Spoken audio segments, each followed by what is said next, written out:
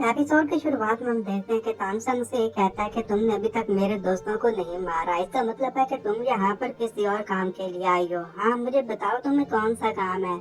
तो वो आगे से बताती है कि तुमने सही कहा, मैंने तुम्हारे दोस्तों को नहीं मारा। मैं जब यहाँ पर आई तो पोजीडेन की हेरिटेज को देखकर मुझे काफी ज्यादा खुशी हुई, क्योंकि इससे मुझे काफी ज्यादा पावर मिल सकती है और इसलिए मैं तुम्हारी शुक्रगुजार भी हूँ। क्यों ना तुम्हें एक और मौका दिया जाए, तुम मुझे ज्वाइन कर लो, इससे तुम और भी स्ट्रॉन्ग बन जाओगे और मैं तुम्हारे दोस्तों को भी छोड़ दूंगी। तो इस पर उसके दोस्त जो कि वहीं पर बंदे खड़े थे तानसेन को समझाने की कोशिश करते हैं कि तुम इसकी बातों में मत आना, तुम अपने मन की करना, जो तुम्हारे दिल में आए तुम वो करना। और इस पर वो भी गुस्सा करते हुए तानसेन को ये कहते हैं कि लगता है कि तुमने अभी तक अपना फैसला नहीं सुनाया, तुम्हारे पास फैसला सुनाने का कोई चांस नहीं है। मैं तुम्हें बस जो कहूँगी तुम्हें वही मानना होगा, तुम्हारे पास और कोई ऑप्शन भी नहीं है, तुम्हें मेरे अंडर काम करना होगा। अगर तुमने मेरा कहना ना माना तो मैं तुम्हारे दोस्तों को मार दूंगी। तुम अभी तक गार्ड नहीं बने तो इसलिए तुम्हारे में इतनी पावर नहीं है कि तुम मेरा मुकाबला करके मुझे हरा सको। तो तानसेन बेबी डॉन को ये कहता है कि तुम्हें मेरे साथ अकेले में फाइट करना होगी। अगर मैं हार गया तो मैं तुम्हारी बात मानूंगा, अगर तुम जीत गई तो फिर तुम जो कुछ भी कहोगी ना हाँ वैसा ही मैं करूंगा। लेकिन अगर मैं जीत गया तो फिर तुम्हें यहाँ से वापस जाना होगा।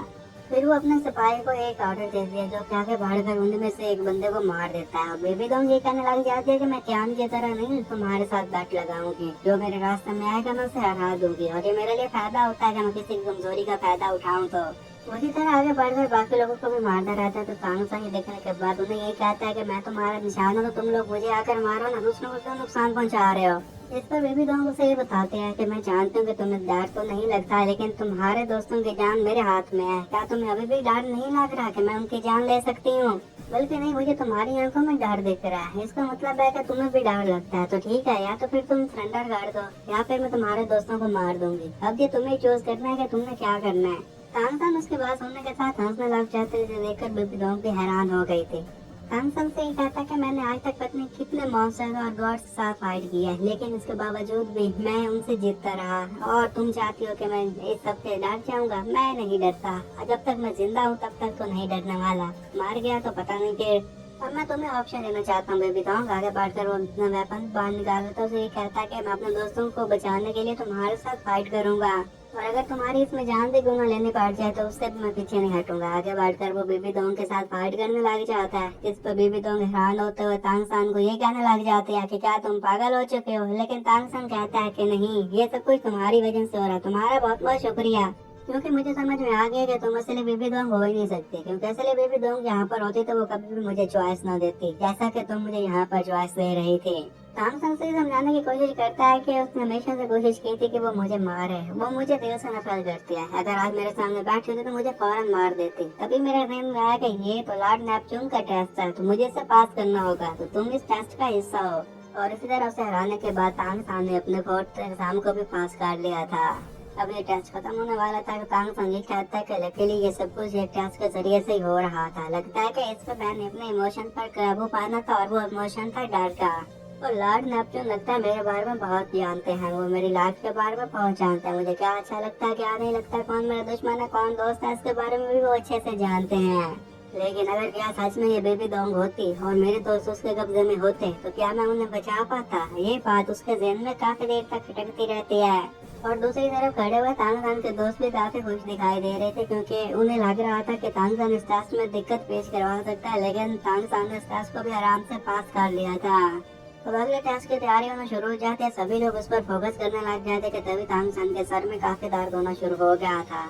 और ये इस वजह से हो रहा था क्योंकि उसका नेक्स्ट लेवल अब शुरू हो चुका था, जिसमें उसका शकल में काफी तकलीफ होनी थी और इसमें उसी का ही यूज किया जाना था। तानसेन के चेहरे पर एक मास्क आ गया तो उसे गेट अंदर आता है। जैसे गेट के अंदर एंटर हुआ था कि तभी वहाँ पर उसे लड़की की आवाज सुनाई देने लग जाती है, जो कि ये कह रही थी कि यहाँ पर ही तुम्हारा लाख मौजूद है, बस तुम्हें उसे ढूंढना होगा और उसका फिर मास्क हटाना होगा। तानसेन ये सारी सिचुएशन को देखकर समझ गया था कि ये भी 7 इमोशन में से एक इमोशन लव है और यहाँ पर मुझे अपने लवर को ढूंढना होगा। तो तानसेन वहाँ पर काफी देर तक घूमता फिरता रहता है, लेकिन अभी तक भी उसे अपना प्यार नहीं मिल पा रहा था। इस बात को लेकर अब उसे टेंशन होना शुरू हो जाती है। उसने मेरे को ढूंढना था, समझ में नहीं आ रही थी कि वो उसे कहाँ पर मिलेगी। तभी उसके जहन में काफी सारी वहाँ पर मैं आ जाती हैं और उसे अब समझ में नहीं आ रहा था कि इनमें से असली कौन है और बाकी की कौन सी है। तानसेन देखने के बाद ये कहता है कि लगता है कि इनकी शेप और नक्श नैन को देखकर ना मुझे अंदाजा लगाना होगा कि इनमें से असली कौन है। फिर वो अंदाजा लगाना शुरू हो जाता है, बाकियों को तो रिजेक्ट कर देता है। अब दो ऐसी बाजी गई थी जो बिल्कुल सेम दिख रही थी और अब उनमें तानसेन कंफ्यूज हो गया था कि इन दोनों में से असली कौन है और नकली कौन है। और वो उसे फैमिली ढूंढने में कामयाब हो ही गया था। जैसे उसे ढूंढता है अपने माँ हटा देता है, तो इस पर मैं भी उसे ये कहती है कि मुझे लगा था कि शायद तुम बाकी लड़कियों के पीछे पड़ जाओगे, लेकिन तुमने मुझे ही ढूंढा।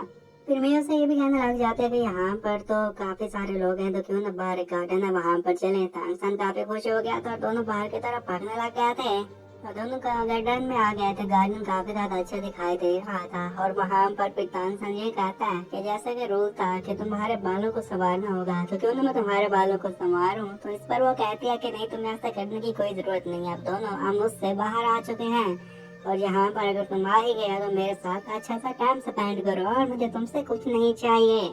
और इसी बात से तानसेन को अंदाजा हो गया, तो ये कहता है कि अगर तुम सच में मैं होती तो तुम अपने बालों को सीधा करवाती, क्योंकि मैं तो ऐसे हमेशा करवाया करती थी। तो इसका मतलब है कि तुम वो नहीं हो सकती। और उसने बस इतना ही कहा था कि वो मैं वहाँ से गायब हो जाती है। अब तानसेन को समझ में नहीं आ रहा था कैसे लिए मैं कहाँ पर है, कि तभी उसे याद आता कि वो जो कंघी लाया था हो सकता है कि वही हो। फिर जैसे उस कंघी को ढूंढ कर उठाता है वो मैं भी चेंज हो जाती है। वो काफी ज्यादा रो रही थी, काफी ज्यादा इमोशनल हो चुकी थी। और तानसेन भी फिर ये कहता है कि चाहे क्यों ना कुछ हो जाए फिर भी मैं तुम्हारे साथ ही रहूंगा, तुम्हारा साथ नहीं छोड़ूंगा। और इस तरह उसने 5th टेस्ट में पास कर लिया था। और बाहर खड़े हुए तानसेन के दोस्त भी ये कहने लग जाते हैं कि फैमिली इसने इस टेस्ट को भी पास कर लिया, अब देखो आगे क्या होता है। और तानसेन अंदर ये कह रहा था कि अब जॉय एंड डिजायर के 2 टेस्ट बाकी रह गए। अब नहीं पता कि अगला टेस्ट किससे रिलेटेड होगा, वो जॉय के होगा या फिर वो डिजायर के होगा। अब उस तस्वीर टेस्ट स्टार्ट हो चुका था, तभी एक और जगह पर पहुंच गया था जहाँ पर से ये आवाज सुनाई देने लग जाती है कि तुम्हें पौधेदान के गॉड इनहेरिटेंस को छोड़कर क्यों ना मेरे ही तुम आकर इनहेरिट कर लो, तुम शूरा गॉड मान सकते हो, तुम्हारा इसके बारे में क्या ख्याल है। तानसेन ये देखकर काफी हैरान हुआ था। ये कहता कि यहाँ पर शूरा डोमेन है, इवन मैंने तो अपने हैमर का भी यूज नहीं किया, तो ये डोमेन कहाँ से आ गई, ये यहाँ पर क्या काम कर रही है, ये यहाँ पर कैसे हो सकती है। मैंने पीछे से 8 एग्जाम पास किए हैं और ये मैं 9th एग्जाम पर हूँ और उसका भी मेरा 6वां टेस्ट चल रहा है, लेकिन अभी तक मैंने शूरा लेगेसी के बारे में ज्यादा इन्फॉर्मेशन इकट्ठी नहीं की, मेरे में इतना नॉलेज नहीं है, अब मैं इसका कैसे यूज करूँगा। और उसे फिर वही आवाज सुनाई दे रही थी जो कि उसे ये कह रही थी कि मैं जानता हूँ कि तुम अब आखिरी टेस्ट पर हो और तुम फिर पॉजिटिव के गॉड बन जाओगे, लेकिन मैं भी तुम्हें चांस देना चाहता हूँ क्योंकि मैंने देखा कि तुम किस तरह फाइट करते हो, किस तरह दूसरे लोगों को हराते हो, इसलिए मैं तुम्हें सबके लिए अप्रिशिएट भी करता हूँ। तुम्हें चांस देना तो लाजमी है, तुम मुझे ज्वाइन कर लो। तुम इतने सारे टेस्ट पास करने पड़ रहे हैं जिसमें तुम्हें काफी ज्यादा दिक्कत आ रही है, अगर तुम चाहो तो मैं तुम्हें शूरा लेगेसी दे सकता हूँ और इसमें तुम्हें कोई भी टेस्ट पास करने की कोई जरूरत नहीं है, तुम्हें डायरेक्टली ये सारी चीजें मिल जाएंगी। वहाँ पर वो सवार को लेकर आ गया था जिसे तानसेन देखकर काफी हैरान हो जाता है और वो बात यही बता रही थी कि अगर तुम इस सवार को हासिल कर लोगे तो तुम बाकी गॉड एंड गॉडेस से काफी स्ट्रॉन्ग बन जाओगे, तुम्हारी अपनी लेगेसी बन जाएगी, तुम्हें यहाँ पर कोई नहीं हरा पाएगा। उसे ये बताने लग जाता है कि यहाँ पर गॉड एंड गॉडेस के भी लेवल होते हैं, लेकिन मैं एक छोटा गॉड हूँ, इन सभी से ऊपर हूँ। अगर तुम इस सवार को हासिल करते हो तो तुम मेरे इनहेरिटेंस बन जाओगे और फिर तुम इस सारी पावर को इनहेरिट कर लोगे, इसलिए डिवाइन वर्ल्ड में तुम्हारा अच्छा खासा रुतबा बन जाएगा। और वही आवाज तानसेन को बार बार ये समझाने की कोशिश कर ली थी ताकि किसी न किसी तरीके से वो सवार को हासिल कर सके। तानसेन ये कहने लग जाता कि अगर मैं सवार को हासिल कर लूँ तो फिर मैं काफी ज्यादा स्ट्रॉन्ग बन जाऊंगा और कोई भी मुझे यहाँ पर नहीं हरा पाएगा। और वो आवाज उसे ये समझाने की कोशिश कर रही है कि तुम्हें पॉजिटिव की कोई भी चीज को इनहेरिट करने की कोई जरूरत नहीं है, अगर तुम्हें चूड़ा मिल जाए तो। इसे मिलने के साथ ही गॉड की दुनिया में तुम्हारी पोजीशन ऑलरेडी काफी हद तक बढ़ी हुई होगी और हर कोई तुम्हारी इज्जत करेगा। अब तानसेन उसकी बातें सुनने के साथ ये कहने लग जाता है कि लॉर्ड पॉजिटिव ने मेरी हमेशा मदद की, ये ऐसे आगे कैसे मेरी मदद कर सकता है, और ऊपर से लॉर्ड नेपच्यून भी मेरा ख्याल रखा, इसलिए मुझे उनकी तरफ जाना चाहिए, मुझे इस पर ज्यादा फोकस नहीं करना चाहिए। लेकिन वो आवाज उसे ये समझाने की कोशिश कर रही थी अगर तुम इस शोरा सवार को हासिल करते हो तो तुम पहले से काफी स्ट्रॉन्ग बन जाओगे, तुम्हारे पास काफी ताकत आ जाएगी और ये सारा ताकत का ही तो खेल है, तुम किसके बारे में सोच रहे हो, जल्दी से आगे बढ़ो और इसे उठा लो। और अगर तुम ऐसा करते भी हो तो फिर जो फ्यूचर में तुम्हारी जंगी आएंगी ये एबिलिटी उसमें काफी काम आएगी और लॉर्ड पॉजिटिव इसके बारे में अच्छे से जानते हैं, वो तुम्हें सपोर्ट भी करेंगे। अब ये चीजें उस पर काफी हैवी होते जा रही थी, तभी तानसेन हिम्मत हार अपनी जगह पर उठते हुए कहता है कि एक गॉड जो कि हार्डशिप्स के बगैर गॉड बने तो उसमें क्या गॉड बनने का मतलब, मुझे सारी सफरिंग को अच्छे से कंप्लीट करना होगा, समझना होगा, इसे फील करना होगा, तभी जाकर मैं एक अच्छा गॉड बन पाऊंगा। अब उसने पक्का डिसाइड कर लिया था कि वो शूरत अवार्ड को असर नहीं करेगा। इस पर वो आवाज उसे ये कहता है कि ठीक है, फिर तुम्हें पावर नहीं चाहिए तो जो तुम्हारा दिल करे वो करो, बस सारी जिंदगी एग्जाम में पास करते रहना। तांगसान के बाद तो समझ गया था कि ये उसका टेस्ट था, तो उसके डिजायर के रिलेटेड था, क्योंकि हमेशा से उसकी डिजायर रही थी कि वो सबसे स्ट्रॉन्ग पॉइंट जाए, और यही अब उसके सामने आ रहा था। और बस अब उसने डिसाइड कर लिया था कि वो अगला टेस्ट पास करेगा तो इसके साथ ही ये टेस्ट उसका पास हो जाता है। पोतीतान उसके बारे में उसे न्यूज दे देता है और वो उसे कहता है कि टेस्ट के लिए तैयार हो जाओ। और बाहर की तरफ में लॉर्ड पोतीतान को भी दिखाया जाता है, जहाँ पर एक और बंदा था जो कि उसे कहने लग जाता है कि ये तो शूरत डोमेन में पास सकता था लेकिन उससे निकल आया। अब देखते हैं कि अगला टेस्ट कैसे पास करेगा। लॉर्ड पोतीतान और बंदे भी आपस में नहीं बन पा रहे थे। लॉर्ड पोतीतान को उम्मीद थी कि ये सब टेस्ट आराम से पास कर लेगा, लेकिन उस बंदे को उम्मीद नहीं थी। वो ये कहता है कि वो अपने ही जाल में पास सकता है।